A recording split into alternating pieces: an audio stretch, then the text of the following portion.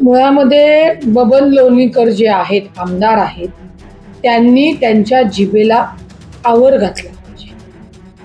आपले पंतप्रधान मोदी साहेब लोकांसाठी एक पालकत्व म्हणून एक सरकार चालवतात. आपल्या राज्यामध्ये तुमचे नेते मुख्यमंत्री देवेंद्र फडणवीस साहेब आहेत आणि जाणीवपूर्वक तुमची जर जीभ घसरत असेल तर या बबन लोणीकरांना काळं फासण्याशिवाय पर्याय नाही.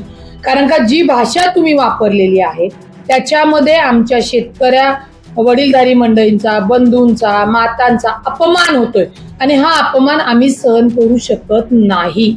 मुळामध्ये लोणीकर यांना कळलं पाहिजे की आपण हे ज्या काही योजना देतोय, एक सरकार म्हणून आपण बसलेलो आहोत, आपलं पालकत्व आहे.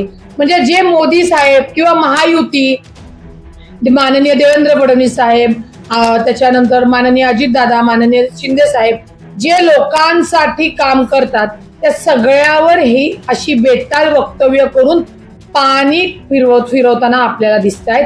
आणि माझी विनंती आहे भाजप वरिष्ठ नेतृत्वाला की हे जी लोक सातत्याने जाणीवपूर्वक ज्यांची जीभ घसरते, त्यांना बोलण्याचं भान नसतं, अशा लोकांना तातडीने थांबवलं पाहिजे.